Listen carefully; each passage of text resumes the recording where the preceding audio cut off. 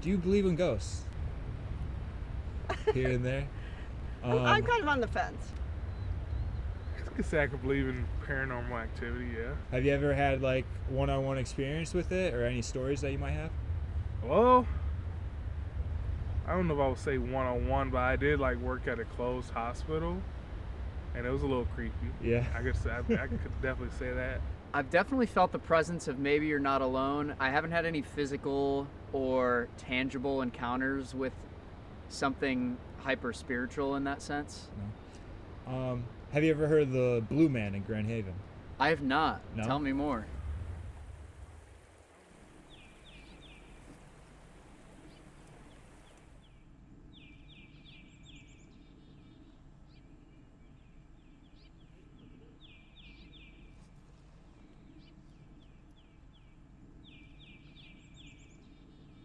Grand Haven is a historical landmark for the natives of West Michigan. Whether it is going to the beach in the summertime or if you are just driving through, you will notice its beauty. The town has been the home of the Coast Guard Festival for more than 100 years. This event is meant to celebrate all the men and women who contribute to being a member of the Coast Guard with family fun activities like carnival rides and great food. Over 350,000 people make a trip out to Grand Haven to celebrate this event. Before the Coast Guard Festival was the main event in Grand Haven, it was a central hub for logging companies. They would retrieve logs that were getting sent down the Grand River for commission, which helped the town become a prosperous area. Grand Haven has become deeply rooted in Michigan's history. However, it may have a ghost problem. Have you ever heard of the urban legend, the Blue Man? I know about it. Okay, could you tell us what you know? Well, on Ferry Hill at the grave of William Ferry, there is occasionally a blue light, like a ghost-like effect. That has given to rise to this urban legend, I guess you'd call it, urban myth, of the Blue Man. A West Michigan cemetery is considered to be one of the most haunted in the entire United States. The Blue Man, the stairway to hell. Another attraction that brings people to Grand Haven is the Lake Forest Cemetery. The cemetery is a popular attraction for those interested in the paranormal. They do different tours during Halloween season for people who want to feel that sort of presence. But how did the Lakeshore Cemetery gain this reputation? There is a large, narrow, and winding staircase that takes you up to a gravesite. To locals, this is nicknamed the Stairway to Hell. Legend has it that when you are buried at Lake Forest Cemetery, your spirit is sent up the stairway for judgment, and if your soul reaches the top of the stairs and a light shines on you, then you have been accepted to heaven. And if there is no light, then you go back down the staircase where hell is waiting for you.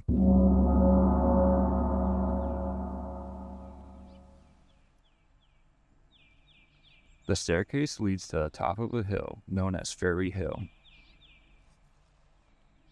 William Ferry was one of the founding fathers of Grand Haven.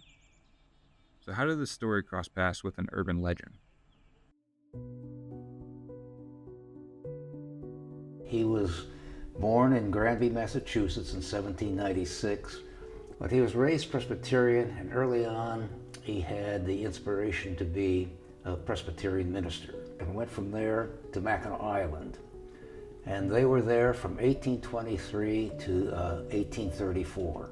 And in that time, he started an Indian mission, which included a church and a school. And the school was a boarding school for the Indian children as well. So it was a very active life, and he was very busy. He was devoted to his religion. In 1831, he and two Indians circumnavigated Lake Michigan, going counterclockwise and coming back up the coast. They pulled into what we call the mouth of the Grand River. He went back to Mackinac Island. He had the financial support of an agent of the John Jacob Astor Fur Company, a very prosperous company.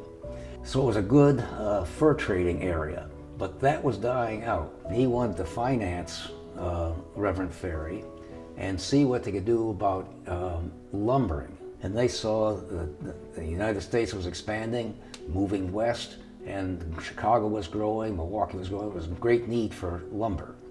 and set up sawmills and started making a fortune. Now let me jump ahead a long ways. When Reverend Ferry died at the end of December 1867, his estate was assessed at about $410,000 in 1867 dollars. That's about $9 million today. So he had really amassed a great amount of money, and he was very generous throughout his life, sharing himself and his wealth. And I think this all goes to what kind of a man was William Ferry. He was generous, he was committed to his religion, he was good with people. He made a name for himself that he was respected and admired for his spiritual and ethical leadership. It is clear that William Ferry cared about his family as well as the community that he curated. William Ferry's son, Noah Henry Ferry, served for the Union in the Civil War and died at a young age at the Battle of Gettysburg. His family buried him at what is now known as Lake Forest Cemetery, which is why it is believed that William Ferry is the Blue Man. But how did this tale begin?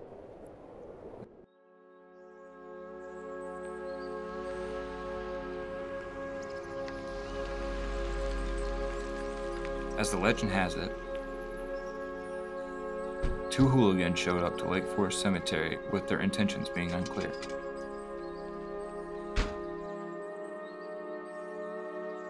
We can assume that they were up to no good based on their circumstances and their hesitation to come to the media with their story.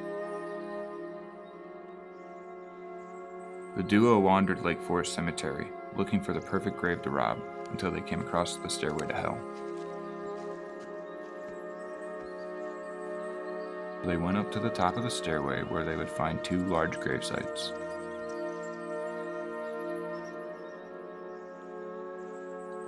They begin digging, and that's when they feel as though they are being watched.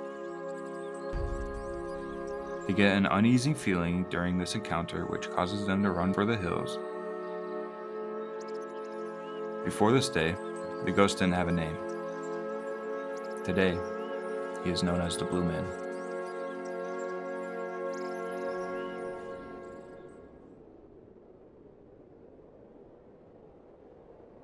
When those robbers came up on the hill, William got protective and scared them away due to them disturbing the peace of his family's gravesite. That is how the Blue Man got his name and is now echoed in eternity as the blue ghostly figure that sits up top Ferry Hill, protecting his family.